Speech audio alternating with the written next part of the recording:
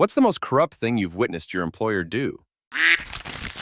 Had a job out of college selling yellow pages, advertising. A big part of the job was just renewing the old ads in the book, and we had to call each business to have them renew their ad. But as the yellow pages book became more and more obsolete, more customers would cancel their ads. So the company changed the policy of having us call each business and instead put in a policy that any customer who didn't specifically call to cancel would be auto-renewed. Then they would purposefully send out the renewal notices late enough that the customers couldn't cancel in time to avoid the following year's charges. If one of us did actually get a call from a customer looking to cancel, and with time to legitimately do so, and we actually canceled them, fired. Story 2. Growing up, my father always told me to save my pay stubs and time receipts. I ended up working a job in my early 20s at an airport moving cars. I get my paycheck one day and I realize that it's not right. So I do a little digging and a lot of math, and I figure out that the company was taking hours from me. I ask around, and it turns out that they were taking hours from literally everyone at the job site.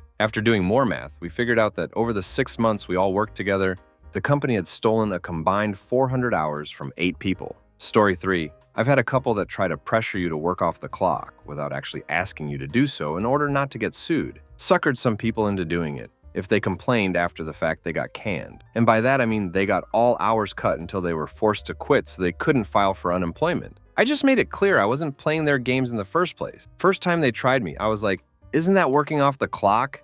And they were like, "Oh, no, of course not. We're not asking that at all, just looking for volunteers." I can't volunteer. Do you want me to stay clocked in or go home since my shift is over? Oh, well, I suppose you can go home. We'll figure it out. Needless to say, they did not like me much after that and made working there a living hell. Cut my hours to low numbers, but not altogether. But I'd already asked my old boss if they'd take me back, which they welcomed me back with open arms. Only reason I took the new job was they paid like $3 an hour more. But obv's not worth it if I'm expected to work for free. Story 4. I was working at a small brewery/bar and caught the owner dipping into the tip jar at the end of big nights. It was a new place that just opened and was kind of struggling during the off-season. We literally had a staff of 2 bartenders and the owner's husband and wife, so the bar staff would pool and split that day's tips. Come to find out that he was taking a cut of the tips because he worked there too. When I confronted him, I explained that it's actually a violation of the FLOSA. In fact, it's even an exact example listed as illegal things to do with tips. He argued that it was his right as owner and fired me. So I reported him to Depth of Labor Story 5. I was a mechanic that found out that the company was not letting me fix customers' cars that had oil leaks when the customers had paid for a 200,000-mile warranty. The manager would tell the service writer to say that the warranty company declined it and eventually started making me take a photo to him so that he could tell me that the leak wasn't bad enough to fix. The customer paid for a warranty and the company wasn't holding up their end of the deal because it was costing them money. They are one of the most profitable car dealerships in my town and now have 3 dealerships and are expanding. Story 6. When I used to housekeep at a hotel, our head housekeeper would go into all of our checkouts and steal our tips before we could get to them. I remember a few times seeing tips in my rooms and foolishly not thinking to pick them up before they disappeared. A few of my other co-workers witnessed similar instances. At one point, a guest came up to me and said she'd leave a big tip in her room for me. BC, it was a mess. I found out later that the head housekeeper cleaned the room herself. She walked out like a year later. BC, our GM, demoted her to regular housekeeper BC. Everyone had complaints about her. She was a very awful person in general. Story 7. A few years ago, I was working/living at a McDonald's in Oak Ridge, Tennessee. The area manager decided to save the store, so she became very involved in its day-to-day micromanagement. One payday morning, she made an announcement that because everyone kept coming in asking for their checks and bothering her, she would be giving them to us when she felt we deserved them. I called the local Department of Labor, who referred me to the state, who referred me back to local, who then told me they just didn't care and weren't looking into it. It eventually resolved itself anyway when she handed checks out the next day. Story 8. I work underground in the mines. One place started having what the workers found out later was asbestos-type rock in the ore. The company took samples of it and then said, "It's kind of like asbestos, but it's not old enough to harm you." Later, after a bit of more concern from the workers, it was found out that the sample they took came back as inconclusive due to something else. They lied and allowed their workforce exposure to asbestos. I quit after that and found work elsewhere. Story 9. One time when I was a chef in college, I worked 14 days straight, with half of those days being 12-hour days. This all fell in one pay period too. It was rough, but it was summer and I was gushing over the amount over overtime I was about to get. It came out to like over 70 hours overtime. I was supposed to get almost an additional $1,000 on my paycheck. I calculated the math with tax and everything and couldn't wait to pick up my paycheck the next week for that pay period. I pick it up and the paycheck is quite larger than I'm used to, given I normally only work 25 hours a week, but there is zero overtime on it. It was short, almost $1,000. I got to the HR office the next day. It was located at a different casino, and ask, and they go, yeah, so in Nevada, you only qualify for overtime if you average 40 hours a week normally. That sounded like bullcrap to me. But I asked my mom, who used to run finances for our family business, and she says that is, in fact, 100% bullcrap. She pulled up the statute online, and it clearly said if you exceed 8 hours in a day, you get overtime. It said nothing about a weekly average. So printed that Karen out and drove right back down to the HR office and showed it to them. The lady at the desk who just told me that lie calls out the head of HR. She would frequent the different locations to check in with people and was always nice, but you could always tell she was shady as duck. They both seemed to get very nervous and in a stuttering voice, "Okay, we will reevaluate." I never heard anything or got any apology. But when the next paycheck came, the exact amount of overtime I calculated was put on that paycheck down to the penny. I tell some of the other guys in the kitchen what happened. And apparently the family who owned the casino our restaurant was located in was known for pulling crap like this, making accounting errors, knowing a lot of people who do direct deposit don't even look at their pay stubs. Funny how these accounting errors always ended up in saving the company money and never gave the employee extra cash. A server no more than a few months later had the same exact crap happen to him. Rat gets. Story 10, she got PPP loan, 2 down payments on 2 different houses for her kids, at least 4 vacations, and a new car that she had to go across a state and a half to get. Nothing used it on the business at all whatsoever. She won't even get the ache fixed in one of the vans, replace one of the long broken toilets, or buy a vacuum from this century, all of which have been requested for years. Story 11. I used to work at a place that was owned by an organization with some political affiliation. There was a rich Middle Eastern investor who owed my employer money, literally millions from a contract that they simply never paid. It was quite a sensitive issue, and one that everyone really wanted to keep out of court. Some negotiations took place, and the investor agreed to pay, but in return, wanted a spot on the board. Everything was agreed. The guy would pay, and then there would be a big party event, with some press, for his appointment to the board. At any rate, a few weeks before this was supposed to happen, the head of my organization became very ill and needed surgery and was gone for several weeks. The big party where the investor would become a member of the board had to be delayed. It turns out our big boss wasn't actually sick at all and did not need to have surgery. Actually, what happened was the head of the organization that owned my employer was running for political office and was worried about the optics of the whole event. Only being able to get this rich Middle Eastern dude to pay us what he owed by putting him on the board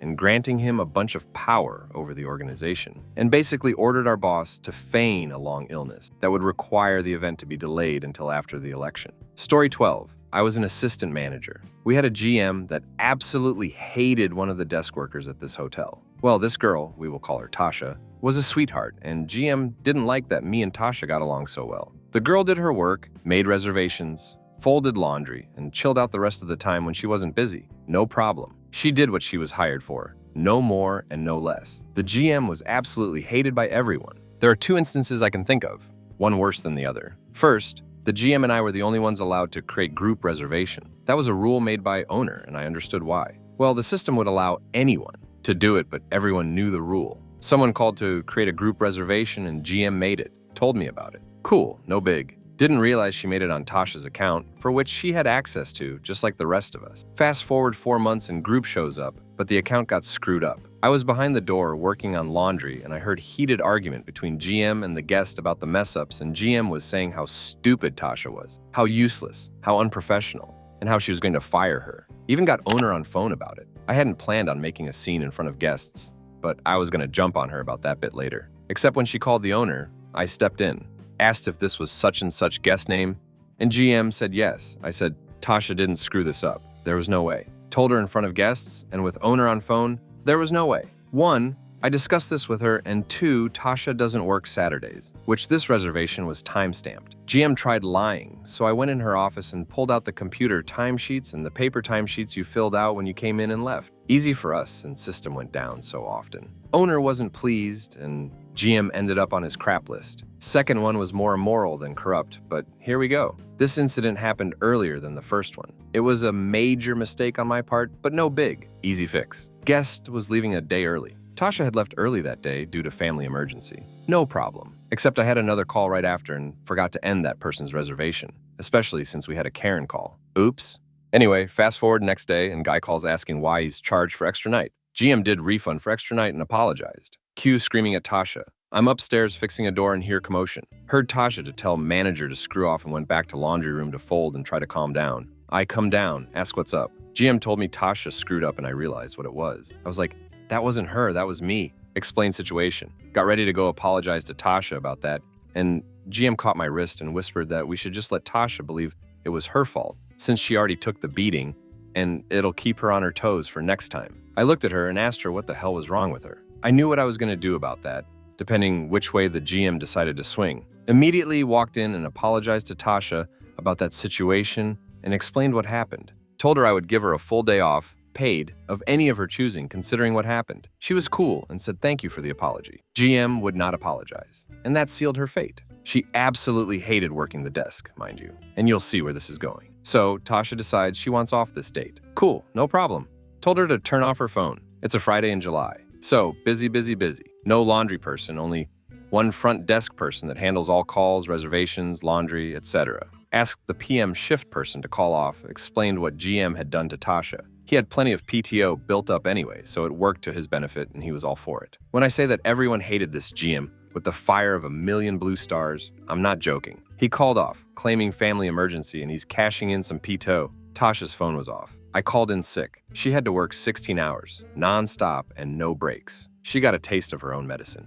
Best part, completely unplanned, night shift person called off. Don't remember why. The GM didn't speak to any of us for 2 whole weeks. It was blissfully calm, even being in July or August, and surprisingly highly productive since the GM wasn't screaming at us every 10 minutes. By the way, if she had apologized, I would not have orchestrated this little stunt. I hadn't thought the night shift person would call off, but I wasn't complaining. She needed a taste of her own medicine. I used to argue with her over treating employees like slaves on a regular basis, and over the course of a year following this incident, she found out why. Employees are wonderful things, and yes, a bad manager can ruin a good crew, but a wonderful crew can absolutely ruin a bad manager and come out on top looking good. I miss them so very, very much. Story 13. At the first company I worked at, the general manager had all his personal expenses paid by the company. His wife also had a company credit card and was paid a salary, but she didn't work. The company paid for things like their groceries, house mortgage, car payments, and family vacation. The kicker is, he wasn't the owner of the company. He had a creative accountant that hid these expenses, but the owners became suspicious and they hired an auditor. It took them about 4 years to figure it out.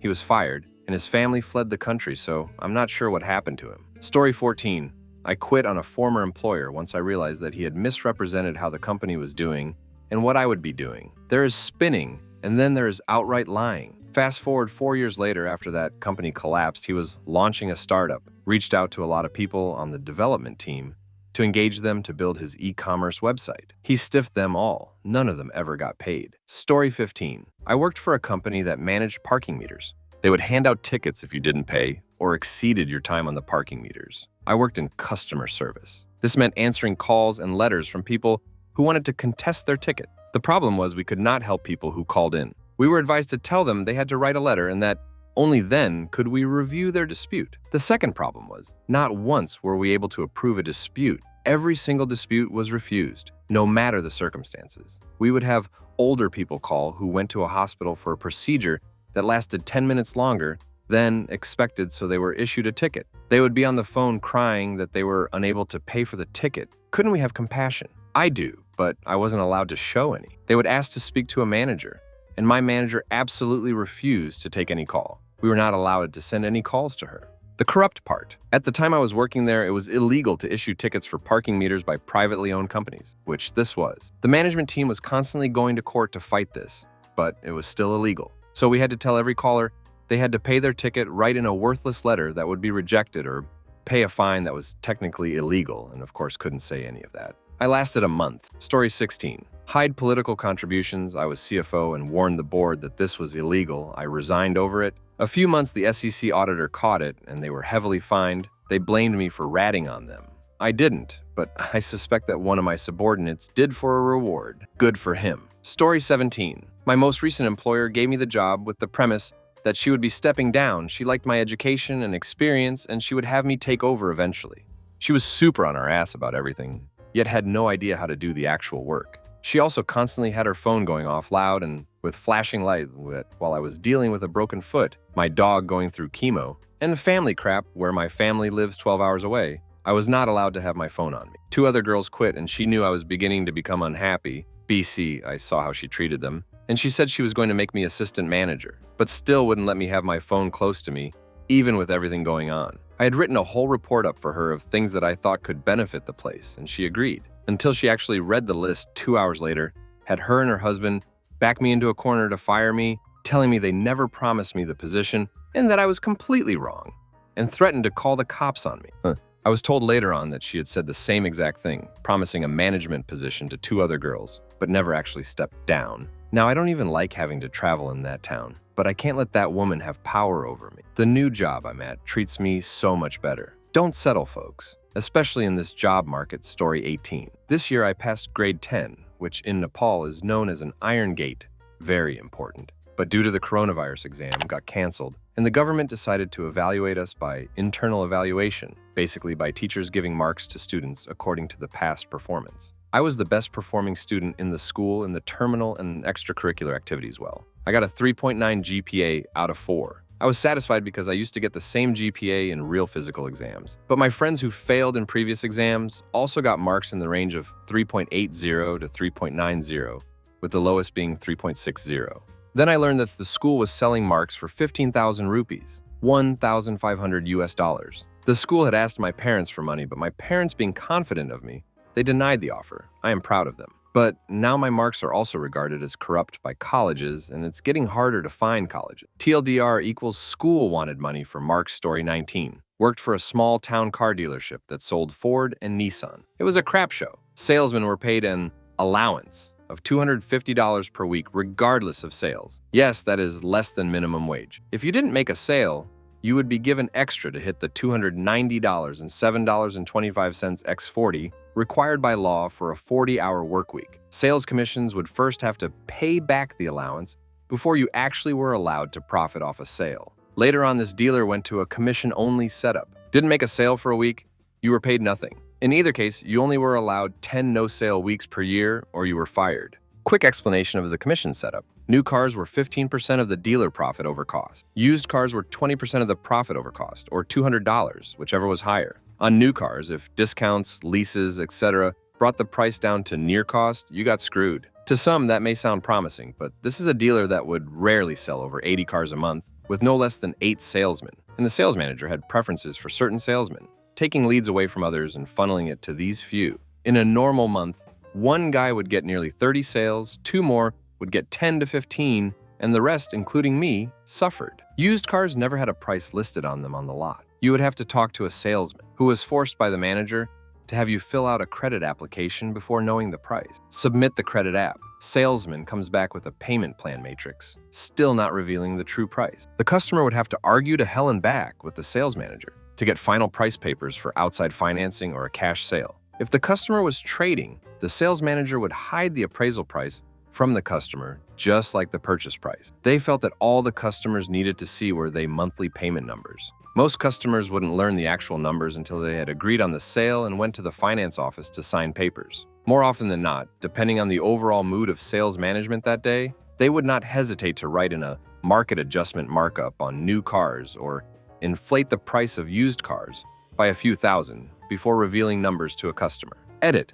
I forgot about the under-the-table sales. We would regularly have illegal immigrants or well-off substances dealers come in buying higher-priced used cars. They would walk in with a suitcase full of cash. We would walk them to the back office, break up the price into transaction increments of less than $10,000 to not flag the IRS, count the cash, and hand over the title without signing it. No paper trail traceable to the buyer. Story 20. Manager used to take all of the servers' credit card tips. After a couple of months, I opened my mouth about it and let the other servers know. Manager didn't expect me to see the pay stubs. It would say that the exact amount of credit card tips would all be taken out for unspecified reasons in each employee's check. Eventually, his 3 restaurants closed down, and he moved back to Cuba, where he owns 2 other restaurants. Story 21. I worked as a bartender at a hibachi place, and the owner was dirt cheap. A rat in the attic kept chewing through the Coca-Cola syrup containers and ate the syrup till it felt full. After throwing 1 box away, $50 to $75 value, he decides that it was wasteful, and he taped it up and continued to serve the rat-infested Coke syrup. The very next day, I just walked out, no words, no goodbye, just quit. Story 22. Pad her lazy daughter's time clock. Her daughter worked maybe 7 hours a week and somehow made more than anyone else there. And we all worked 35 to 40 hours a week. It was not just bullcrap, but blatant bullcrap. And the only reason we knew she made more is because her git would show off her check in front of us and brag about it. Story 23. Not as bad as some others in this thread, but it still really pissed me off. I worked for a very large telecom company. They would do things around election time like ask for donations to the super PAC that they were a part of for the good of the company, or send a recommended list of people topics that we should vote for in the elections, in so many words. But what really got me pissed off was when net neutrality was becoming a huge topic. They sent everyone an email explicitly stating that they were in favor of net neutrality and that we had nothing to worry about if we heard the company name mentioned on the news or in court when it came to that topic, and that they were on the side of the consumer and being free to visit the sites you wanted to visit with no catch. Of course, that was a lie, because when numbers came out for what companies were lobbying and spending how much money for what side of the argument, they were one of the top contributors against net neutrality.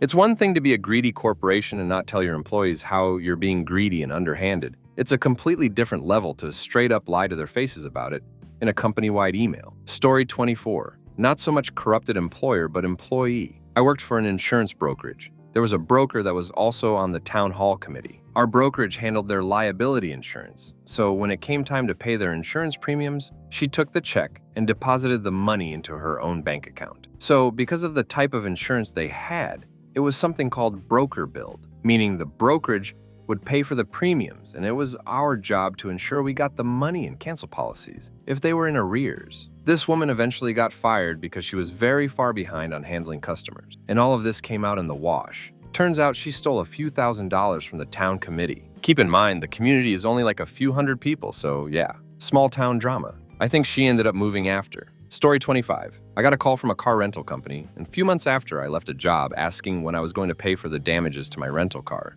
After a few phone calls, I was able to determine that my company credit card had never been canceled, and my boss had used it to rent a car in my name for another employee that hit a deer outside of area the car was limited to. Story 26. Cinemark Theaters used to force employees in the snack bar to work overtime until the cleaning was complete, but then would go back and retroactively change time cards so that everyone clocked out right at 11:15 for closing, as closing was only supposed to take 30 minutes after the last showtime starts at 10:45. I was a weekend closer for a few years and occasionally would be there until 1 a.m., plus on really busy nights when management wanted things detailed. All of those hours went into the nether. They'd hide the fact that you weren't getting overtime by lying on your pay stub. They also used to fudge lunch breaks, saying that it was too busy to send employees on their lunch at a proper time, so you'd occasionally show up to work and go on lunch 15 to 30 minutes after arriving. Or you'd go on lunch after 7.5 hours in your shift and just end 30 minutes early, but with an expectation that you'd hang around for 30 minutes until your shift was over. I do my best to avoid their theaters, despite them being everywhere. Story 27. The president of a firm and the admin chick were selling company-bought office supplies and books on Amazon. Like for Christmas, our company bought a bunch of copies of a book for clients. They found about 20 leftover copies and sold them, as well as some electronic staplers, the digital mail stamp thing, etc. Story 28. My co-workers always forging the signs on the financial reports, the document for the upper eeps. The admins know, the bosses know. If there are new projects, definitely there will be some percents cut for tax. And that tax went into those people's private pockets. They said that it's how things are. Work in a university funded by government, in a corrupted country. My naive and fresh from university ass really am afraid. My idealism is not ready for this kind of reality. Story 29.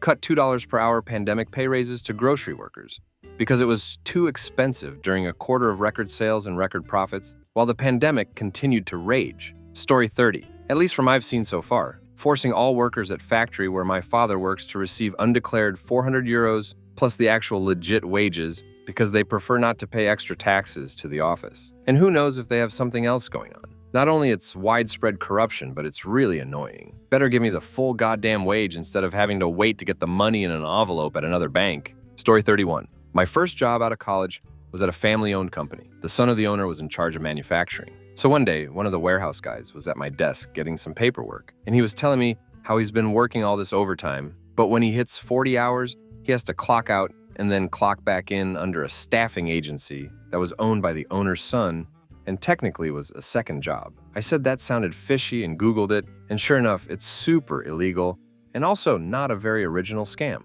Then I went about my day and didn't really think about it again like a ducking idiot. So warehouse guy apparently went to the boss and said, "Hey, El Tobarino told me the overtime thing is illegal." And then the next day, owner's son came in and screamed at me and fired me in front of the whole office. If you're thinking I should have lawyered up, I tried to.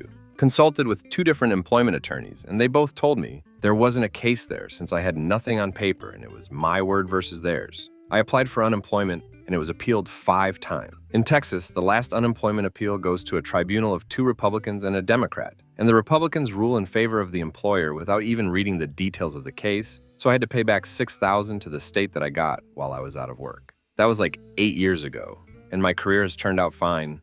Just a really crafty time I went through back in 2013. Story 32. So this is pretty bad, and I left the company because of it. I will try to keep this as vague as possible to avoid exposing the employer and the customer. So I started as the quality manager of a company that does material processing for aerospace and defense organizations. I stumbled across an incorrect processing method that violated the specification.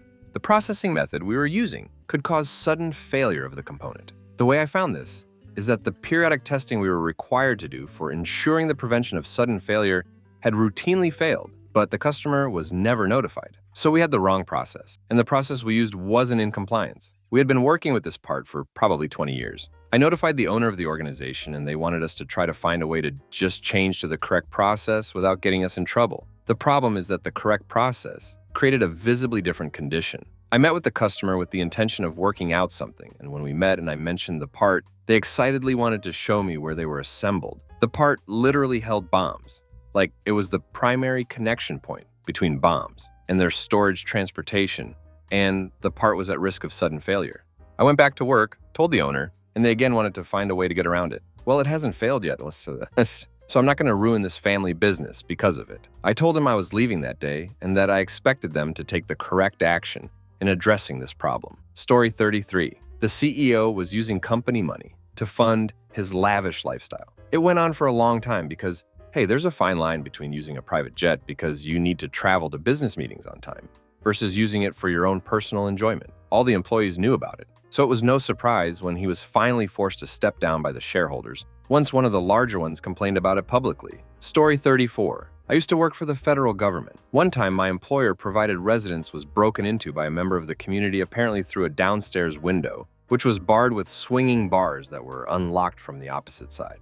Possible to do if the windows were unlocked. But it just looked weird, and I was friends with someone who worked at the security shop that did the door controls and asked him to run the access log and fax to me. And it showed that a member of the community leadership had used his access card to access both the exterior doors and the internal doors leading to the upstairs apartment. They had taken a lot of electronics. It was 3 weeks in, 1 out, so I had a fair bit of entertainment stuff there as internet was dial-up speed satellite, but not one Xbox controller. So I went to the guy's house, and lo and behold, an Xbox was connected to the TV and turned on when I pressed the button on the controller. Obviously, my username was the default. He promptly told me it was his Xbox now and to duck off. Call my boss, and I'm told that due to the political ramifications, I shouldn't report it and just put in for a couple extra overtime calls to make up the difference. Manager, federal government, advising fraud. Found out later that putting down extra calls was a thing that was commonly done to make up for unexpected costs that they knew wouldn't get approved otherwise. So nurses were told to pay for stuff on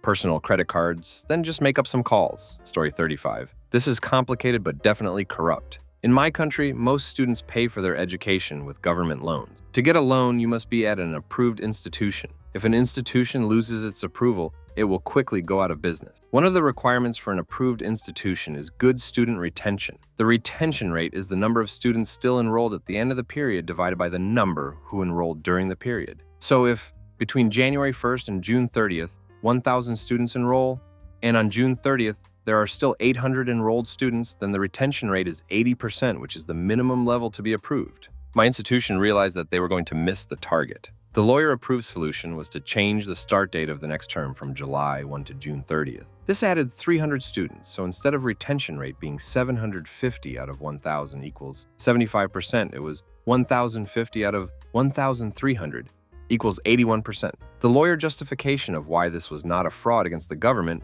was that there was a public holiday in early July, which would disrupt classes, and by starting term, one day earlier students would have more study time. There were no actual classes on that extra day. All we did was allow online access to class materials, etc. one day earlier. Our government does not look kindly on such shenanigans, and although this particular corrupt practice was not detected, the institution did get in trouble for other similar behaviors, and I no longer work there. Story 36. I used to work at Blockbuster. We were supposed to sell a certain number of Blockbuster Rewards memberships, individually and as a store. I should mention that it was possible to carry a balance on your account. For example, if you owed a late fee, you could leave the fee on your account for next time. Our store manager was signing customers up for rewards memberships without telling them, and leaving the cost of their membership on their account as a balance. We started catching on when we would tell customers they had a balance on their account and they had no clue about it. I would say, "It looks like you signed up for rewards on your last visit,"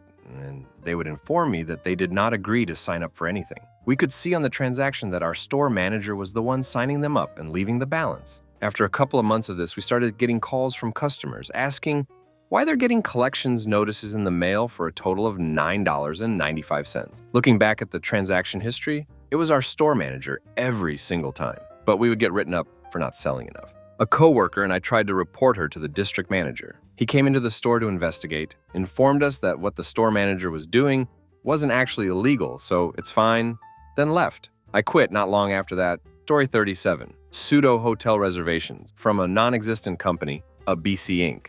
Like they didn't even try to hide it. All with throwaway, GM-controlled email addresses attached to said reservations to generate surveys that had become 10 out of 10 reviews in order to raise the overall satisfaction score. To keep the franchise flag, Crown Plaza. Story 38. Worked for a convention and trade show company. The gals in the sewing shop had some of the most boring, thankless jobs on the planet. I suspected most of them were undocumented, and they probably were. Then, I found completely by accident that these ladies, some of whom had been there for years, were all working 30-hour weeks, were thus part-time labor, and weren't receiving benefits. Someone beat me to it and reported management to the labor board. Lo and behold, in a matter of days, management announced that, out of the goodness of their hearts, the sewing shop positions were becoming full-time. Story 39. When I was in Vietnam, I worked in a health-related sector for a short time. I didn't see it, but I heard about it the next day. After a minor scooter accident, a man is sent to a public hospital. He has spinal edema, which a steroid injection can easily alleviate. Because he is cash-strapped, the medical staff refuses to treat him. The unofficial rule is that care is prioritized according to money wealth. It is too late when his family comes with money and he is permanently paralyzed. The requested cost of care medicine is $5. Story 40. We had a piece of electrical equipment containing a significant amount of mercury explode on the line where we manufactured food packaging. I personally examined the product and found mercury. I examined surfaces that the product touches during manufacture, and mercury was on them too. The boss called in some cleaners that had the entire line cleaned in a few hours. This was a gigantic line that took 16 people to run, and there's no way 4 guys could clean it in a few hours. I inspected the line again and found mercury, but the boss said to run production anyway. I called the customer, which is one of the largest fast food chains in the world, and told them the exact problem. They had auditors at our factory within hours. They terminated our contract and corporate got involved. When the corporate guys were interviewing everyone, I told them about both times I warned the boss about mercury on the equipment and showed them photos. They were convinced for some reason that an employee had called the client from a payphone. Those still exist. So they were cross-checking the records of people that left the building for lunch. I made my call from the room I was being interviewed in. Boss got some kind of bonus taken away but kept his job. It's a shame. People could have gotten really sick. Story 41. Worked for S-Bucks. It was great at first. When I started, I worked 3 hours away from headquarters, and management was pretty awesome. No issues. I transferred to the south with them, and it was a crap show from day one. Pretty much no one got fired unless they stole from the company or the DM didn't like you because you complained about work condition or how they treated you badly. Anyway, the last straw for me wasn't the PTSD or verbal abuse from managers and DM. It was the fact my entire in-laws' family homes were about to burn down because of a massive wildfire. And I called in sick one day early of my original planned vacation because I was having a mental breakdown. My manager called me at 7 a.m. to chew me out on the phone to the point of me crying because she could lose her job for her poor planning, and it was my fault. Mind you, this is the same manager who gave another employee 3 days off because her cat she just rescued died. Needless to say, I was glad my 2 weeks were in and I never showed up after that to finish them. Story 42. When I started working at a small retail shop many years ago in my late teens, we had this really obsessive boss. The shop staff were mostly teens and the boss was probably in his late 30s, so there was always an age dynamic that customers would mention. He was obsessed with what people brought for lunch and he would constantly try to get a lunch list going in the break room where he would chart the most popular things people brought in for lunch. No idea why. Well, one day I went into the kitchen/break room place and I saw him lick the top of the bread on one of my coworkers' sandwiches. He said he was smelling it to get a sense of the ingredient so that he could fill out his lunch chart, but I could see his tongue touch it. That was pretty corrupt.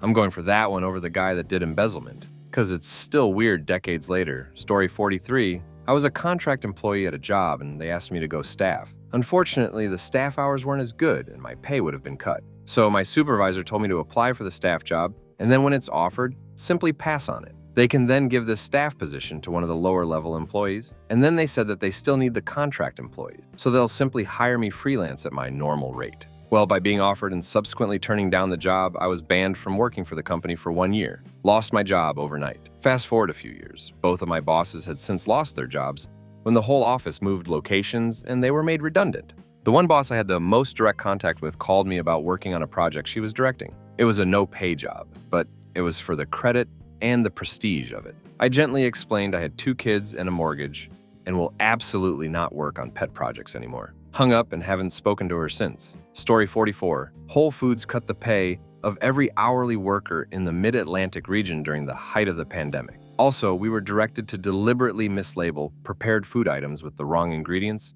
when we ran out of stuff. There is a bunch of other stuff too. Profoundly evil company. Story 45. One of the employees was being blatantly harassed by the manager. Guy got fed up and called HR. He told me he was stepping out to lunch and he was going to call them. He walks outside on the phone, gets in his car, and pulls out. Not even 5 minutes later, I hear the boss's phone ring. He used to always answer and talk on his speaker. He answers and I hear the lady say, "Hey manager, just a heads up. We have a driver of yours on the other line right now, issuing a formal complaint against you." He took it off speaker and closed his office door. I know HR isn't truly there to help you.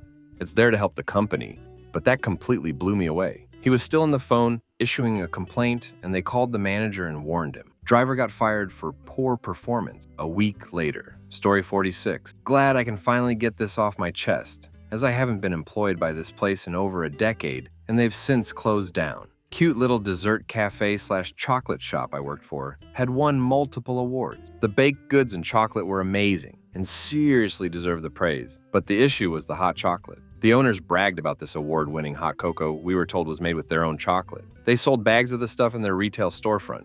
My cafe always received hot chocolate bagged in our brand packaging, so nothing seemed amiss. Eventually, I was promoted to assistant manager and asked to go help out at the main kitchen. What do I find? Huge tubs of Ghirardelli hot cocoa powder. We repacked it, served it, won awards for it, and the owners lied to customers and their employees about it the whole time. So underhandedly scummy. Never recommended the hot cocoa again. Story 47 restaurant. I worked at Fired a Girl. 2 of the shift managers, a married couple, thought they could do whatever they wanted because we were teenagers. When she came to pick up her last check, they refused to give it to her and instead forged her signature and gave her part of the check in cash and kept the rest. They told her it was for coming up short on her last shift count. The thing is, they count all money at the end of the night, and if you're short, it's recorded and submitted to payroll. She never had anything submitted against her. The 2 managers were just pieces of crap. We told her it was illegal, and she needed to tell her parents and call the state labor board. She refused, and nothing ever happened. Those managers got fired about a month later for starting a fist fight in the kitchen. Story 48. Watched Albertsons run itself into the ground. Once the owner died, all the people on top started taking expensive vacations on the company dime and absolutely no longer gave a duck about being competitive. When the company first started, they embraced tech in whatever way they could to make the job better for employees while simultaneously giving the company an edge like preventing out of stocks. When I started in 94 to 95, I had practically free health insurance, well, no deductible, or it was so low, I don't remember what I even paid. 80% covered. I ducking crap, you not. Then these bosses sold the company to Cerberus, who punished us by working the employees hard with little labor to appear profitable again, to Publix, our competition, and then sell us off for a profit. Publix wanted their own people running stores, so we got laid off. The people who partied, of course, made money off Cerberus sale. Never ever work your way up a company where the guy or woman who started the company is dead. Story 49. One of our store managers would take money out of drawers of cashiers he didn't like. It was a lot of the mouthy older ladies who had worked at the store for years and had an opinion on everything. Several of them got fired after having their drawers short too many times in a row. For some reason, they never really suspected this manager as the one who might have created the issue. The guy finally got busted one night when he had the plainclothes security guy help him carry some groceries to the car that he didn't bother to pay for. Story 50. I worked sales for Spectrum for about 2 years, so we got 2 new managers. Now I understood my job as a sales rep was to make sales. So I was actually in the top 10 of my region, doing things the right way. Now we did have salespeople that struggled, and I helped by throwing a bone here and there, but those managers did some corrupt-ass crap. Internet was $50 for a new customer now. That's with a promotion. But they would tell people, no, it's $74.99. But if they got a home phone, they would say they can get the price down to $60. Just go get the extra sale. They made everyone do it. I never did, so I quit because I was about to lie to people about that. They just wanted to fill their pockets, which I get it. We all want more money. But I did not want to scam people, story 51. A former coworker used to work at one company, and he said that it was very, very common for a copyright owner to raise a big stink about how much they were getting paid, and then they magically start getting more money. Either they were corruptly diminishing the amount prior to their hissy fit, or they were corruptly boosting it after. Story 52. Worked for a large national bank once upon a time. The managers were getting loads of hassle because we couldn't process customer demands quickly enough and a backlog was forming. So what did they do? Print everything off and stuff it into the shredder. I was told to do this too. I was new in the industry but realized it was dodgy, so just asked my manager to email his request to me. He told me not to worry about it.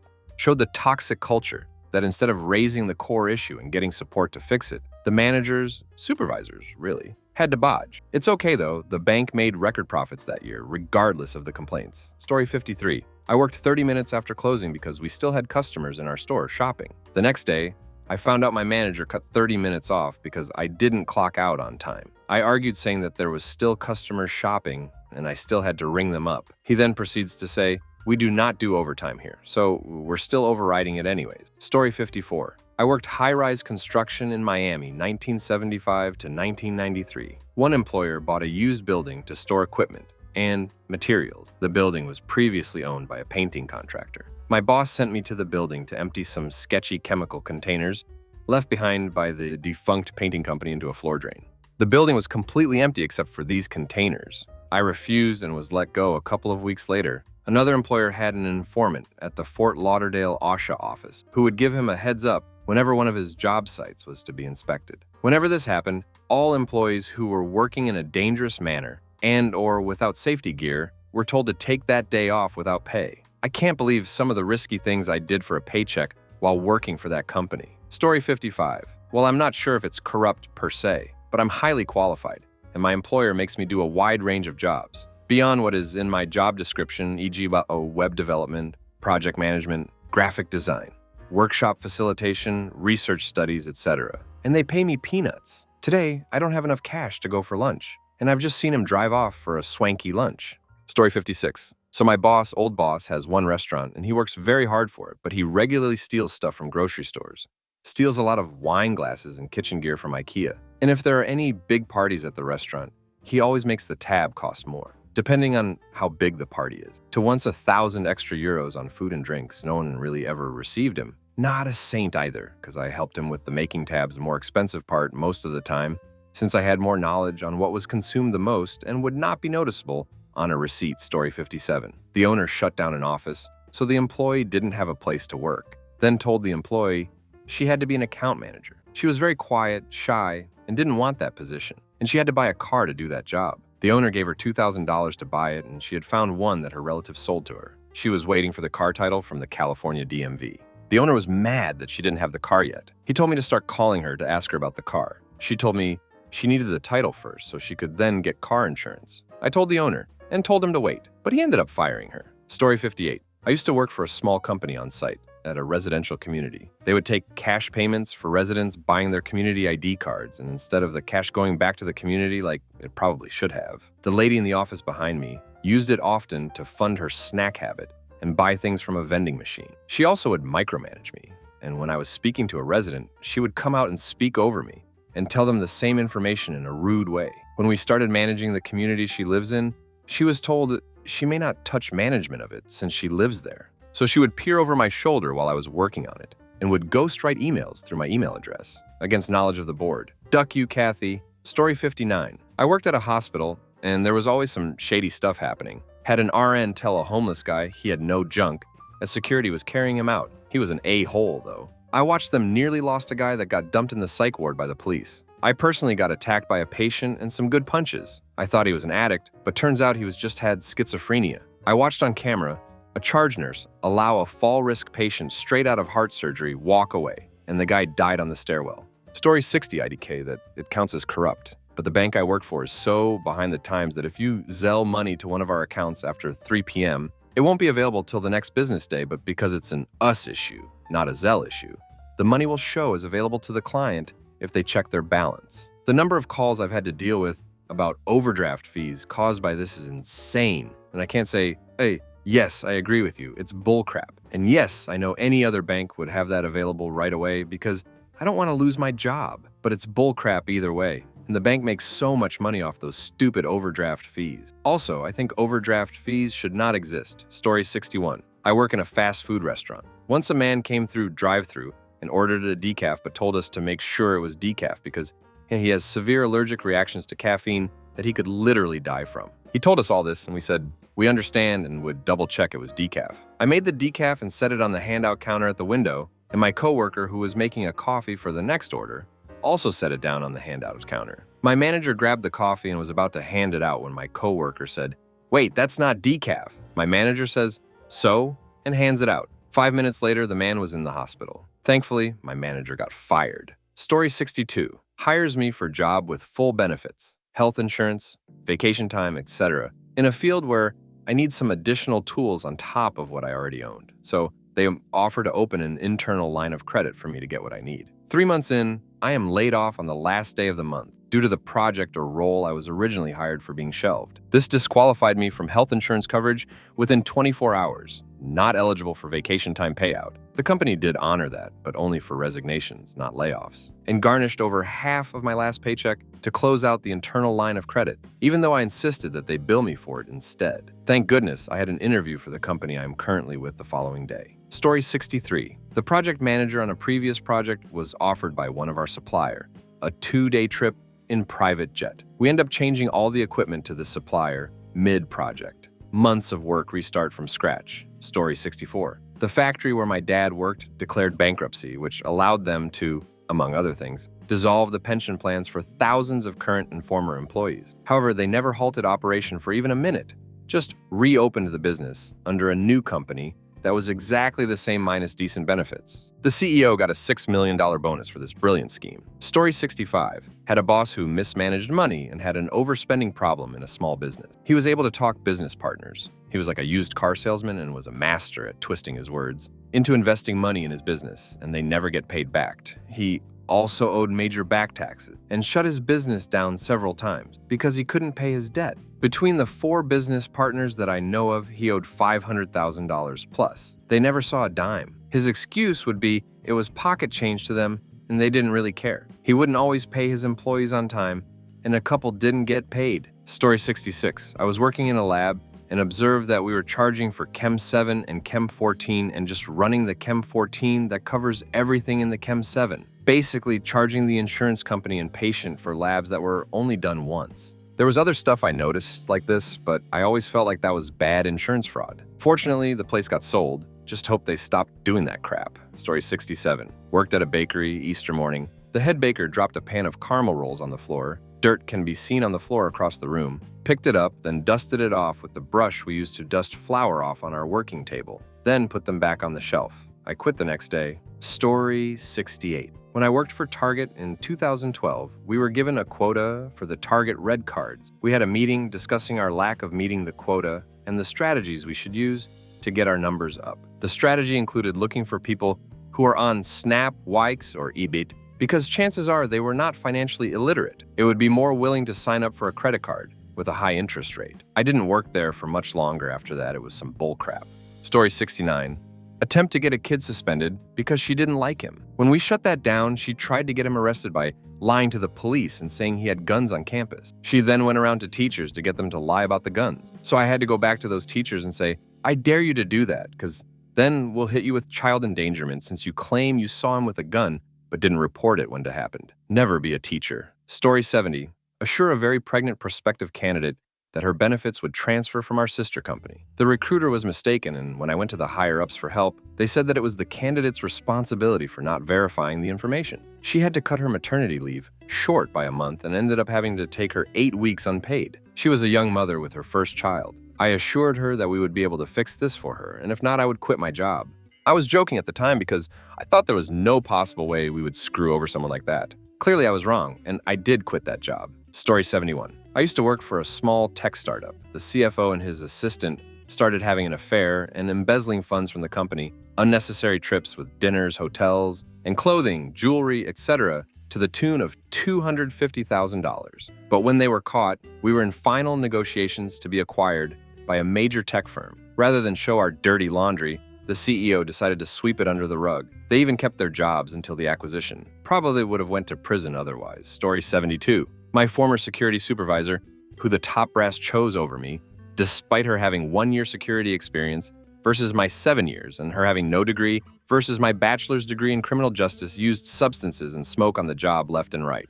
She saw me as a threat because she assumed I was gunning for her job. So she tried to get me in trouble every chance she got. Long story short, I walked out on a super busy day when we were short-staffed and she chose to reprimand me for something I didn't even do. Story 73. I was paralegal in toxic law firm. Boss was a shady nightmare who robbed Peter to pay Paul. One day he threatened to cancel payroll because he didn't have enough to cover it in payroll tax. We all said we would walk if he did that. Interestingly enough, that month he took in quite a substantial sum of cash retainers for new cases. The bookkeeper only worked once a week, so a receptionist peeked through her work basket inbox, and absolutely no record of those cash retainers were reported. Story 74, well, they did eventually get raided by the FBI. Essentially, it was a flower delivery website that used FTP.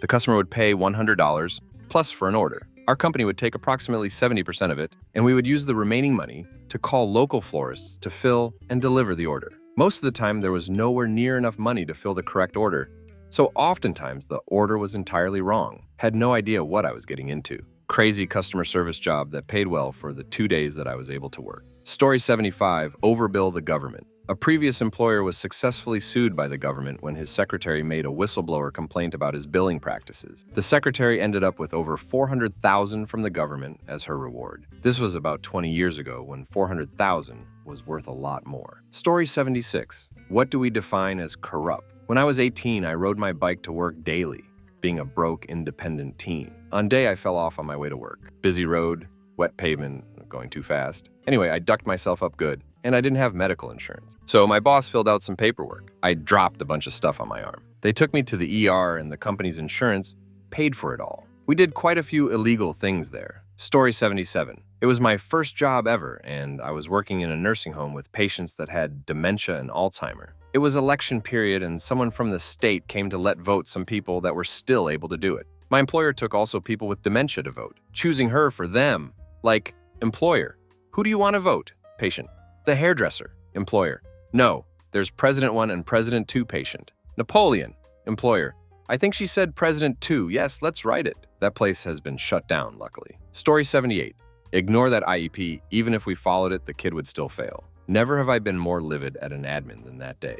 I devote so many hours of my day to make sure all my kids are getting what they need, and this jackass still decided to crap down my throat. You best believe I made sure my kid got his accommodations, which led me to lose my job, but duck 'em. I got a better job with a raise right after. Story 79. A friend of mine was working at Tesco for almost a solid year. As he approached his year mark, they made up some excuse to fire him and then offered to rehire him a week later after his replacement turned out to be useless. They'd only fired the chap because the store Not sure if it was just a local thing or if it's the full chain, offers some minor extra benefits and a permanent uniform if you've been with them a year. They'd literally fired my friend to save a few pennies he'd earned by being a loyal employee. Story 80. I had a GM would do everything in his power to keep from giving raises. He set insane sales goals, which regardless of what else you did/department you worked in, you would never get a raise because meeting sales goals were tied to them. It hurt everyone who wasn't a manager, and when learning he'd have to give decent bumps in paid and warehouse workers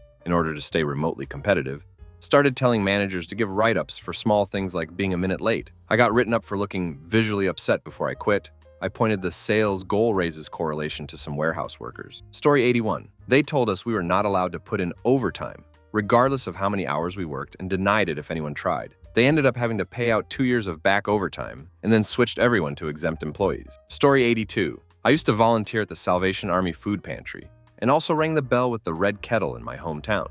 The couple that ran this particular church used to regularly refurnish and redecorate their home with money from the kettles. They also used it to pay for their daughter's wedding. They used to stock their own house with food that was intended for the food pantry. Story 83. I worked for a union for a couple years. I went with my boss once to hand out information about our union to the workers there. She got a grocery cart and filled it with frozen items and put the cart where no one would find it for hours so that the food would spoil and they would lose money. I'm not a huge fan of Walmart, but it felt so wrong wasting food like that. Also, the workers would eventually have to clean up that mess. It just didn't sit right with me that she had us do that. Story 84. Was at a company with benefits like vision insurance. Payment for vision insurance came out of everyone's checks. But when people went to the eye doctor, it was discovered that no one was signed up for insurance. It was fixed after discovered by the employees. Story 85. Fresh out of school as an asset manager at a Divey Deli's bar in a college town. Owner, with substance issues of course, parks out front and asks for help unloading all these hams he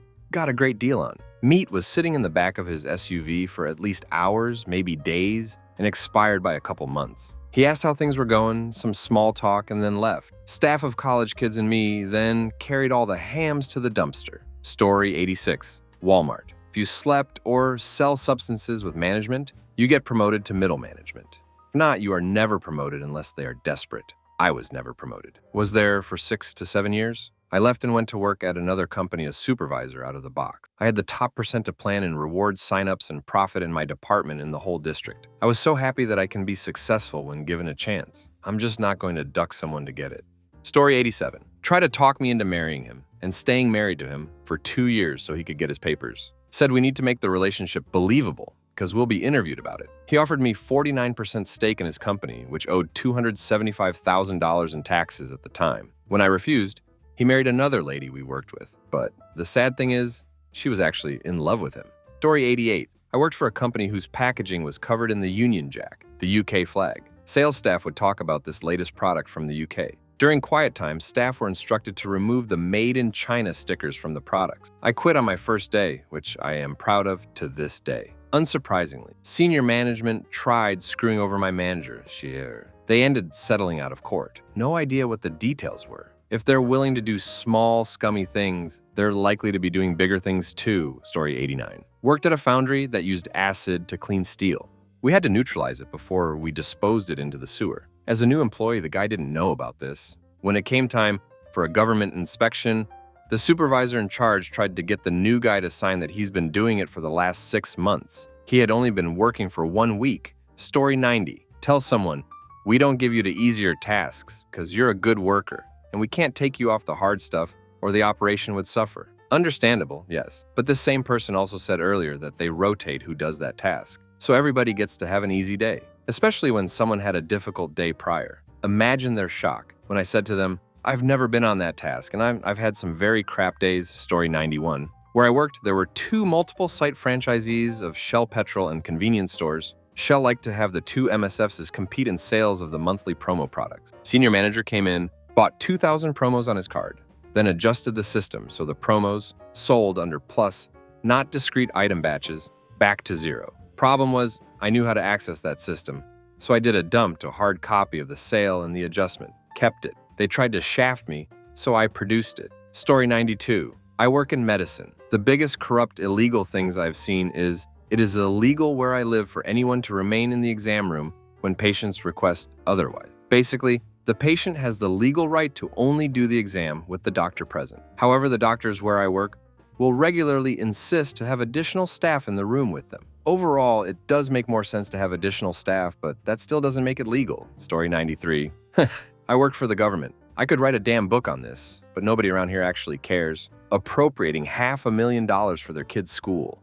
Maintaining board positions for local consulting firms that have permanent contacts. Pulling funding from essential projects because they're not politically advantageous. Using the resurfacing budget as a slush fund. Dropping standards because it's not financially feasible to do the job right. You know. Tuesday, story 94. Worked at fast food restaurant as a front of the house. Never paid min wage, never got breaks, 10 or 30. Guilt tripped me into working more. Only one employee working at a time. So during dinner, lunch rushes, I'd be the only one running around helping people. Guilt trips me when I ask if we could have one more person in the front. I quit after 6 months. Now I work in a much better place. Story 95. If it rings up as 33.50, ask the customer for 34.50 and keep the change. You can make so much extra that way. Not the business owner, but she was my immediate supervisor, so I think it counts. Story 96. Worked at a restaurant. The owner had a substances habit. Sometimes he'd take a customer's credit card to pay the bill and add $1,000. He would target drunk customers, and he fully expected them to notice in a day or two, at which point he'd hide for a while and pay them back a day or two after that when they started threatening to call the police. He used to do this in order to fill up short-term cash shortages. Story 97. Not my employer, but my ex-boyfriend's dad owns his own company. Pays both his sons for 40-hour work weeks when neither of them work for him at all. They were in school. Not that that is an excuse for never having a real job. He also used to take thousands of dollars from the business for vacation. I get it's technically his money, but still seemed like a non-ethical thing to do. Story 98. Not tell everyone when member of the management team had COVID. They said, she is taking few days off for medical reasons. When I found out that reason was COVID, I was livid. No one was told to get tested or anything. It was just business as usual, and I wonder how many of us at that time also had it, but had no idea and didn't get tested. Story 99. Not necessarily corrupt, but rather just an idiot move? My last employer told me I was lucky they allowed me to take second job in parallel to theirs, and I should be grateful for it. Like Karen. If you paid me decently, I wouldn't have to look for second job. What's there to be grateful for? Needless to say, all my doubts whether or not it's a good idea to quit cleared out really quickly. What disgusting secrets does your employer keep from its customers? Story 1. I worked at Dairy Queen. The collection box supporting children with cancer hanging out the drive-through window was a discontinued charity. My manager pocketed all the donations. Disgusting. Story 2. I used to work at Family Video. They didn't want us mentioning the existence of the internet in front of the customers, especially the ones that rented hot films.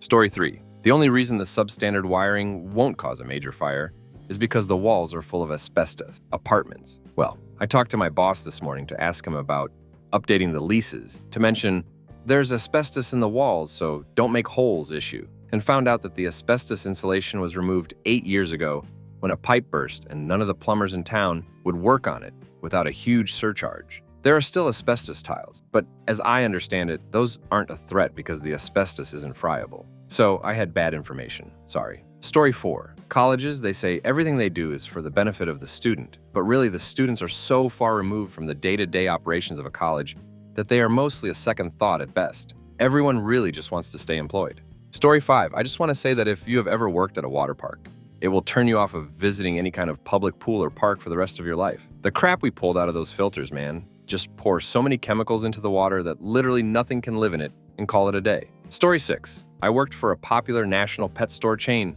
We told our customers that we got our puppies from reputable breeders and not puppy mills. We got them from puppy mills, and I can't express how many came in on the back of a large, pitch-dark freight truck, malnourished, scared, and sick. We also adopted the cute kittens from the local sheltered and charged customers outrageous amounts of money, most of whom just felt bad for the kittens. Don't support national chain pet stores that sell puppies that do not come from local shelters, folks. Story 7. I work in designer clothing retail. The clothes are quite expensive, and the assistants are required to only wear full-priced garments. So we, the whole team, just pick clothes off the rack, wear them all day, including lunch and bathroom breaks, and at the end of the shift, replace the tags and put the clothes back on the shelf for the customers to buy at full price. I know I was grossed out my first day there. Story 8. I know for a fact. 1. My boss sits around naked in his office when he's supposed to be working. 2. He frequently drinks. 3. He spends all day on Reddit. 4. When no one is around, he'll just take a nap. 5. He only promotes his kids. Everyone else is ducked. I guess there's really nothing to do about it. Story 9. After graduation, one of my roommates from undergrad went on to the University of Texas at Austin to do a master's degree in advertising. At first, he was super excited because the program there at UT was the best of its kind in the country, and he really liked Austin. However, by the end of it, he had totally changed his outlook on advertising and actually ended up going into a different industry. Apparently, his last semester there, the students in his program had to an internship with a real company and help them come up with an advertising campaign. One of his friends in the program was really excited because he had gotten his internship with Jack Daniels, the whiskey producers. However, their view on advertising was completely shattered when his bosses at Jack Daniels literally told the guy to go to AA, Alcoholics Anonymous, meeting and figure out what they would have to do to get those people drinking again. Story 10. My boss refuses to hire anybody but women, and he uses rubbing alcohol to wipe the expiration date off of product if it expires. He just puts it back on the shelf, including dairy product. I hate him. Story 11. I once worked for a small retirement home that was owned by a church. I was the night watchman, and during the night, I could smell the odor of crap wafting down the halls. Everyone could. And the nurses at the nurse stations would typically wait until their mandatory rounds times to deal with it. So they basically let residents lay in their crap. Note, I'd say about 10% of nurses actually gave a damn about the resident. All the other ones were just there to get paid. I will never go into a nursing home. I would hit myself first. Story 12. I used to work at sporting goods as a cashier, and the managers would constantly tell us to try and sign people up for credit cards to save 10% on their purchase. Usually, the only people that would sign up seemed to be people that didn't have much money and were desperate for that 10%. The head manager emphasized that we should never tell them the interest rate, 27%, and just try to sign them up before they ask what it is. I always told people what it was, advised against the card, and usually just gave them a 10% off coupon anyway. Story 13. If you come into Geek Squad with a computer under warranty, we are required to at least perform a $70 diagnostic on the computer before sending it out for repairs. If viruses are detected, that price goes up to $190 for the removal. I have had to remove viruses from a client's laptop and then send the laptop off to get the hard drive replaced. Also, $30 RAM installations are per stick of RAM. Seriously. One time, our department was doing poorly in sales, so they brought in a specialist to give us an after-hours training session. He opened up with, if anyone is stupid enough to walk through those doors looking for a repair, they deserve to be charged $189 for it. I ducking hated that place. Edit. I worked at Geek Squad until a little under 4 years ago. I'm also in Canada, not sure if this is a large discrepancy in pricing or not. The plans are probably different. I never heard of tech support, and I realize a lot of it probably came from my DCI/sales manager. Still, duck Best Buy. Story 14. I worked at Best Buy, and I did my best to be nice to people. I spent time with people, got to know them, talked with them to make sure I got exactly what they needed, and nothing they don't. People loved me. They'd come back to me every so often with questions on their products. I was the reason they came back. Personally, I valued return customers more than just the one big sale. So what if I didn't land a $2,000 sale? At least they still trust us and are coming back again. Well, it turns out the management didn't like my sales theory. Even though I was one of the highest selling people on the floor, they cut all my hours. They made me work inventory. I worked in PCs. They put me on register duty. They pushed me away in order for all the salespeople who were robots and just wanted to land the big sales could do their thing. I couldn't take it anymore, so I quit. Oh, side story. I was selling a PC to this poorer family. They wanted a cheap machine that only did Facebook and Word, so I hooked them up with a $300 laptop that did just that. I spent half an hour with them, and that was exactly what they needed. After the sale, my manager pulled me off to the side and ragged on me for not getting them to buy the $250 protection plan on it. Yuv. Needless to say, I was more than excited to leave those doors for the last time. I still haven't shopped there ever since. Story 15. Private company I no longer work for. The company list of vehicles included 2 four-wheelers, a Corvette, a Hummer 2, a brand new Jeep, and oh right, a 20-foot fishing boat. Also frequently bought company furniture, which he would then sell to himself. Government contractor, and a weasel. Edit. Okay, so this really took off, and I'd like to clarify a few things. If you have a small business and your cars are company cars and your office is in your home, power to you. Starting a business takes a lot of work. The main problem that I had with Guy was his general selfish nature and lack of respect for anyone. I can't go into details, but there were 2 big projects going on at the company at the same time. One under the government was defense-based. The other, which was an invention that he held the patents for, was aerospace. He used every trick in the book to siphon the government contract money into the private project so that he could reap the benefits. generally treated employees like dirt, and was just such an unbelievable a hole. I recently worked for another government contractor, and my boss, there was nothing less than stellar. Story 16. My last job, we held events and refilled premium liquor with house crap.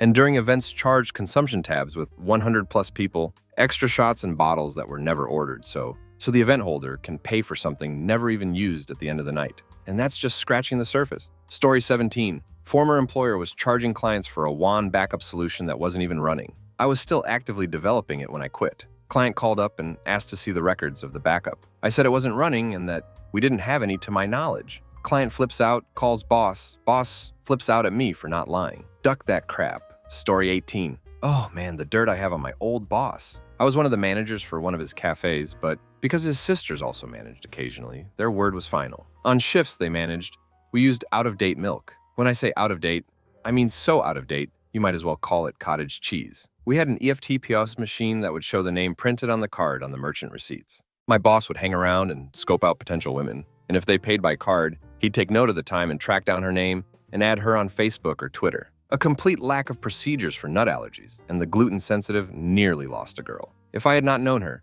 and if she didn't have her EpiPen handy, which was in her car 10 minutes from the cafe, she would have sued or worse pass. The main reason I didn't report this was because his sister had a child with a disability. The cafe was their bread and butter, and I wouldn't want any part in making that kid's life any harder than it already is. People can't die from spoiled milk. If steamed for coffee at 60 to 75 degrees Celsius, it's basically the same as pasteurizing the milk, which kills harmful bacteria. Okay, imagine 19-year-old you with a managerial position. You have the power to not only completely bankrupt a family, but also cause 30-plus students to lose their jobs. I did what I thought was right. I worked my ass off to implement changes in the business so that situations like I described wouldn't happen, and then I left. For those of you assuming I turned a blind eye to what they were doing, I did my best to keep both parties happy. I fixed most of the problems listed, introduced the just-in-time strategy for inventory so nothing was off. I implemented precautions and regulations for dealing with allergies and trained staff. The girl with the nut allergy, by the way, came into the cafe knowing that we sold predominantly Nutella-based desserts. I was making orders when she had made her purchase. It didn't occur to my employee that a person with nut allergies would be ordering something from a kitchen that had exposure to what they were allergic to. Story 19. I worked at Betfair.com, a British gambling company that received 2 Queen's Award for Enterprise. It operates the world-only decent sports betting exchange.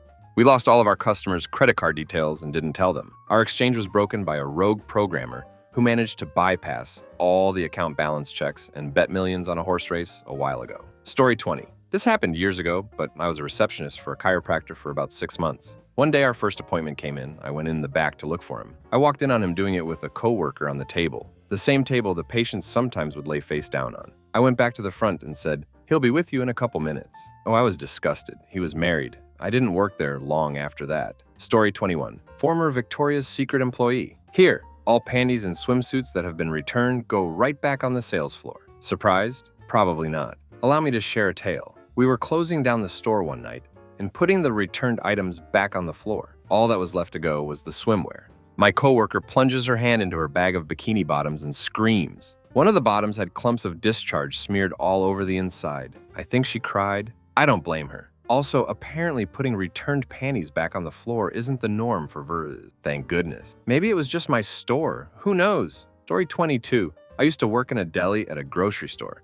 And if we ever dropped the meat on the floor, we would go to the back and just rinse it off in the sink. The first time that happened to me and my boss told me to do that, I did it to appease her and just ended up throwing it into the food waste bin after she left, and every time after that. I'm talking cold cuts, not prime rib, etc. Also, this happens so rarely, probably 3 or 4 times in the 6 years I've worked there. Story 23, worked for a major cellular provider. It literally cost nothing to send a text message. A message was going to be sent, whether or not it was yours. And the worst overcharges were always some teenager sending a bazillion texts without a texting plan. Edit, this is oversimplified, so if you're curious, below is a wall of text with nuance. Yes, networks cost money to build, and yes, that network technology needs to be licensed. My point was that an individual text message is piggybacked on data that your cell phone was going send already to maintain contact with the cellular network. So that individual packet of information costs nothing for your cellular carrier to move, because something was going to be moved anyway. Even if you don't have a text messaging plan, if your phone is turned on, it is taxing the network the exact same amount as the person paying to send messages. This only applies to SMS. MEMS is more taxing on the network and has to be sent through 2G plus connections. That said, a single MEMS takes far less data than loading an average web page. And I imagine if everyone was paying 25 cents per web page they looked at on their phone or email they received, people would be fairly outraged. And that's my point, that the pricing, especially individual messaging rates, is completely incommensurate with the actual costs of providing the service, and therefore a giant ripoff. I worked for a CDMA company and actually know very little about GSM other than the propaganda about why CDMA is better than it that my company fed me during training. Now, my complaint is not that companies charge for the sending of texts any more than I would about them charging to send voice. My complaint is that the price scheme for per message texting is absolute bullcrap. I don't know how many times I had to deal with people crying and sobbing or screaming their heads off at me because their teenager, despite having a 1,000 text package, had sent 5,000, and now their bill was $400 more than expected. That's bullcrap. And the reason it is bullcrap is it's designed to drive people into unlimited plans that provide the company with a nice, steady revenue stream. Even working tech support, I was constantly being harassed to increase the revenue stream. Get them on insurance, which was a total ripoff, at least the service we were selling at the time. Get them a bigger text messaging package. Get them a bigger data plan. On top of that, I was also always chewed out at my store for over-educating customers if I actually explain things in a fair and reasonable manner. You can tell that it is total bullcrap because the company I worked at, in their new plans, don't offer anything other than unlimited texts because the new big revenue stream is data. And that's why data is tiered, because they can get more money out of you that way. Is it buyer beware? Sure, so why not be educated so you can call the salespeople out on the bullcrap they're feeding you? Story 24. Tim Hortons Smile Cookies pay an extra $1 for a chocolate chunk cookie with a smile drawn on it. All proceeds go to local charity. Unfortunately, store owner would just go into the system, void all cookie sales, and replaced with regular chocolate chunk cookie sales. Story 25. I used to work in a major movie theater and we would recycle hot dogs. Basically, if the links were on the spinning rack all day and didn't get purchased, they would be thrown in a bucket and refrozen. We poked a fork hole in one to see how long it would stay in rotation. 7 ducking days. Story 26. In the store I work at, the warehouse is a complete fire hazard. The electrical boxes are ducked and crap gets thrown on them all the time. And the way it's set up, if there was a fire, we'd be boned. There's wood by all of the ceiling sprinklers, which would absorb most of the water. And pretty much all of our fire extinguishers are several years past expiration. I'm highly considering calling a fire marshal. Story 27. I work at a bakery, and the owner is the cook and baker. She is also a smoker. She will constantly smoke in the kitchen around all the food. It is disgusting. Story 28.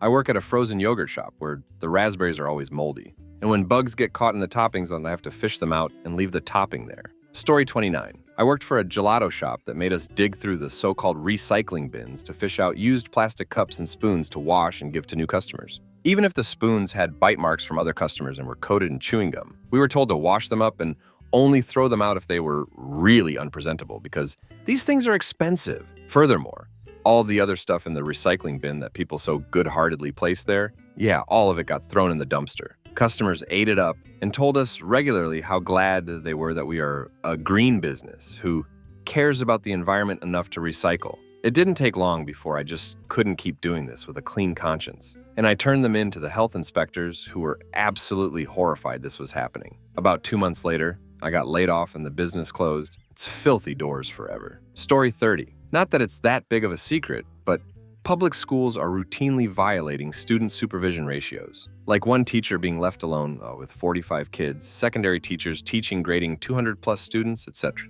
There's often not enough seats in the room to accommodate the sheer number of kids they will pack into your classes. When teachers complain that we can't do our jobs properly, we get crap on by the management for not being team players, and crap on by the public for being lazy union bullies. And I know I'd rather risk eating some germy food than have my child become a nameless face in an overcrowded and unsafe school. Story 31. Working as a paralegal for injured workers. My big dark secret is that I actually do care about you and don't want your life to go to crap. If I didn't, I'd work for defense. I'd say about 80% of my clients think that by helping them get money, I'm out to get them. Story 32. I worked for a vet in Vancouver, and I ran a whole month of raffles and nail cuttings for donations and pet pics with Santa for the SPCA. When we added up the last of the money from the month, I put it in the safe. The practice owner's wife deposited the money and bought herself some new Chanel makeup. WTF. I quit in disgust. Story 33, Sears, pushed and encouraged to sign you up for things without the customer's consent. Phone number and email is all we need to sign you up for Shop Your Way rewards. With or without your consent, we will do it. DM tells managers to tell us to do it because it has worked so well in other stores to keep numbers up. Wells Fargo, all around shady. Straight up lie to people to get them over to a banker, to open up checking accounts by telling them our policies are changing and they have to do this. Making sure they have every single product, whether it will actually benefit you or not. We will not give up until you have them all. One time, a blind lady came up to my window with 3 separate checking accounts under her name, and she didn't even know why she had them. Turns out a banker had opened them all up for her to meet quota.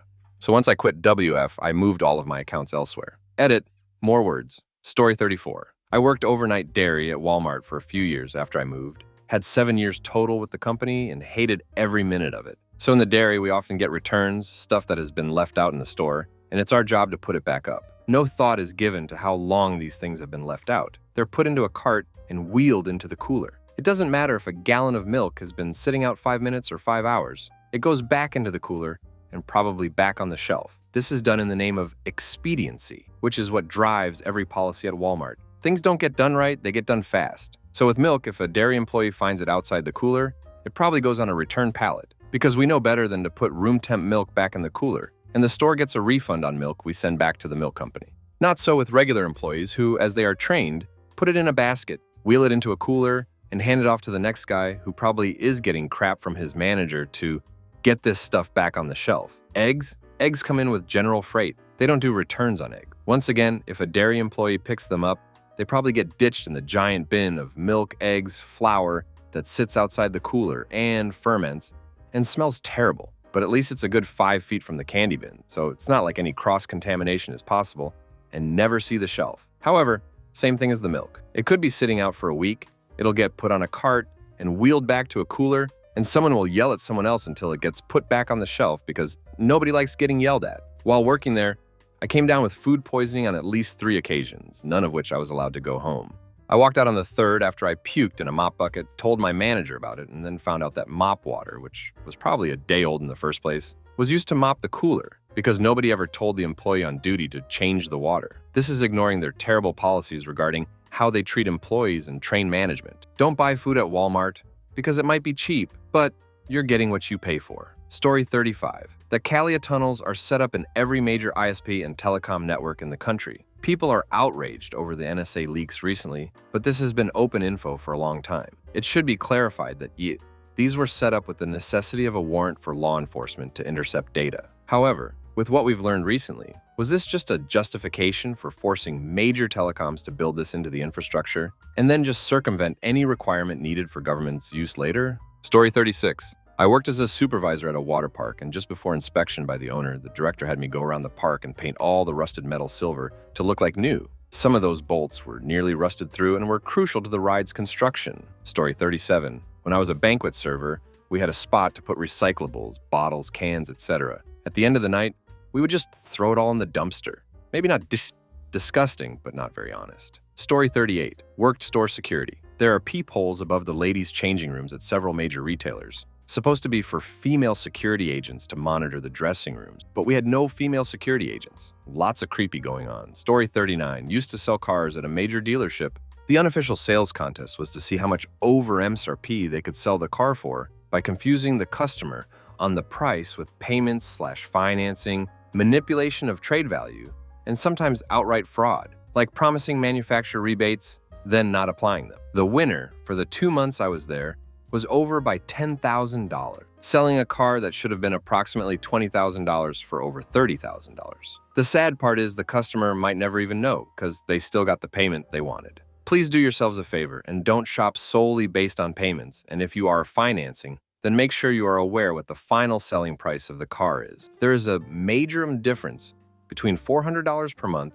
at 60 months at 0% interest and $400 per month at 84 months at 0.9%. Story 40, a small business owner for whom I worked several years ago, kept deducting the employee's health insurance premiums but never sent the payments into the carrier. After 2 to 3 months of this, our insurance was canceled, right before one lady's teenage son was in a fairly serious car accident. She finds out at the emergency room. during what is, of course, an extremely stressful time, that she has no insurance whatsoever when she and her dependents had been fully covered. The next day, she went into his office, very upset, to find out what happened. He gave his usual song and dance and made excuses for not having been able to send it in, and this normally mild-mannered lady picked up a stapler and threw it at him.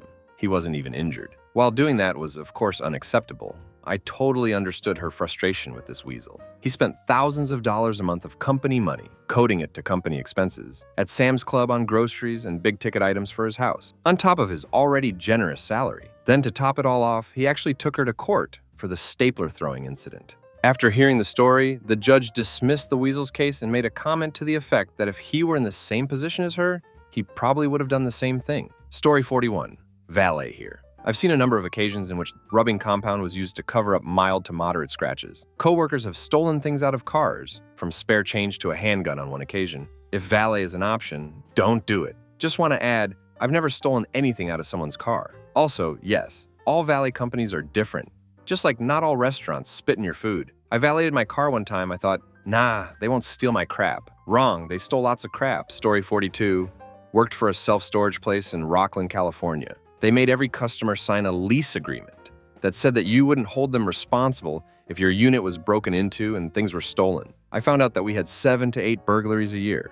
The owners would get sued, but they would always get off because they'd produce the lease agreement in court, and the judge would dismiss the case. One day I came in from vacation to pick up my paycheck, and I found the owner and the manager loading up a truck with the contents from a unit that wasn't theirs. I went around the corner to an area where the fence allowed me to look in, and saw that they went to another storage space, cut off the lock, and proceeded to load up the truck with a telescope, big screen TV, and some power tools. I came back the next day and asked one of my coworkers. He told me that the owners of the storage space would sell the stuff they stole from renters, and that the manager and owner did the same thing with another property that they owned in Granite Bay. I quit to go back to Sac State. I called the Rockland cops to tell them what the owners were doing, and they said that there was nothing they could do unless they were caught in the act. Story 43. Sometimes an entire restaurant may be run by Mexicans except for the front. It is an authentic Asian restaurant with amazing rating. To their credit, they cook as authentically as the boss and work very hard. I just find that funny. Not really a disputing secret.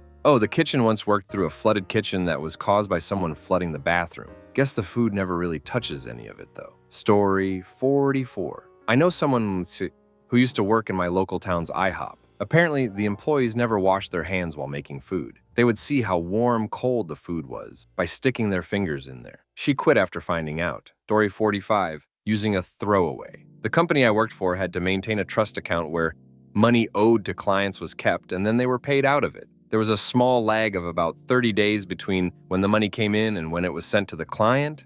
This was a highly regulated industry. For more than 3 years, the company hadn't been paying their clients and had been fudging the books. I found this out when I was told to stop sending reports that showed clients were owed money. I pressed management and found out they had been lying to clients for well over 3 years, and one client was owed $1 million. I should also point out that in this particular industry, this client was in the top 3 in the nation. We're talking about thousands of companies owed tens of millions of dollars. I was instructed to lie to the clients until they were so fed up they threatened to sue the owners, then they would get paid. This was common knowledge in the business. It was openly discussed with customer service. Until I filed a formal complaint with the regulatory agency, none of the more than 100 employees had ever reported them. Not one. And I know why, too. After I gave proof to the regulatory agency and quit, they swooped in and seized the company books. And all of my allegations were true. Instead of filing criminal charges against the executives involved, the regulatory agency just fined them and then made them pay back the missing money to the trust. No one was charged with a crime. No one lost their job. No one was put on probation. Absolutely nothing happened to those responsible. And the only consequence is that they have to have regular audits. Duck the government. Story 46. Medical records are spewed throughout the office and typically stored in an unlocked room. Hundreds of patients' personal information, full names, DOBs, SSNs, current home addresses, etc., are stored on a laptop that is only protected by a Windows user password. Patients are lied to daily in order to cover up the boss being late or just not having done something he was supposed to do. Medical insurance claims are slightly fudged as to not get flagged in the system. A visit always lasts 30 minutes, even if they were only here 10 minutes or an hour and a half. Employees are often put in situations where they have to skip their lunch in order to appease patients or the boss. There are 2 rooms in the office that, if reported to a fire marshal, would easily get the place shut down. I'm probably forgetting a few things, but I really should get back to work. Story 47. I wouldn't say this is disgusting as such, but I have been working at a dry cleaner's place for a couple of months now, and the lady that runs this place is heavily into voodoo/black magic or something along those lines. I don't understand it because I'm scared to quiz her. Unfortunately, what the customers don't know about this place is that the owner is actively assessing the customers at all times in terms of first impressions, perceived health, well-being, spiritual makeup, karma, or whatever. I really don't know the full extent to what she is doing. Anyway, once they have given the clothes over to her, she performs incredibly elaborate rituals with the clothing in order to affect the lives of our customers. I have heard extremely unsettling noises coming from the back room during these past few months, and I've glanced several unrecognizable objects in there. I have only recently gathered the courage to stand up close to the door when I know that it is going down out back, and I'm fairly certain she is actively trying to break up someone's marriage with her chants. Though to her credit, I've heard her speak of fixing wounds. About 3 weeks ago, I heard her just laughing for about 15 minutes at the end of a session. She came out covered in sweat. It's a really interesting job. Story 48. I do music for various media around Tokyo, from big corporations to sketchy, dirty production basement deals. Sometimes I walk by a shooting or get a glimpse of an active set. I've seen some dirty work as well, not as exciting to experience as some may imagine. Once I witnessed a director who is notorious for being a crafty a hole threaten an actress that if she continued with her gloomy face during the shootings, he would hit. It was all very serious and cold. The look on her face as she quietly agreed with him ate into my very being. Then I thought how in a few weeks, hundreds of people will get off to her in that state without actually being aware of the reality of the situation. Seeing adult films again after that, I can't help but look into the eyes of the girls and wonder what's really going on. I sure felt disgusted getting paid by the same company. Story 49. I worked at a gourmet bakery for 5 years. The samples of wedding cake we gave to potential brides was expired cake from our cases. The wedding cakes themselves were generally baked a week prior to the event. Even those with fruit filling. Crap was nasty. Story 50. I used to work at Victoria's Secret. We are required to refund and take back any used underwear as well as everything else in the store. It would then immediately go back on the sales racks, even if it had obviously been worn. I showed my manager a used pair of pink panties that had a disgusting smell that resembled tuna, and she advised me to just spray perfume on it. I didn't quit immediately because I needed the money. Instead, I would grab a pair of scissors from the back and accidentally cut the ones that I knew had been used, so they had to damage them out and not sell them.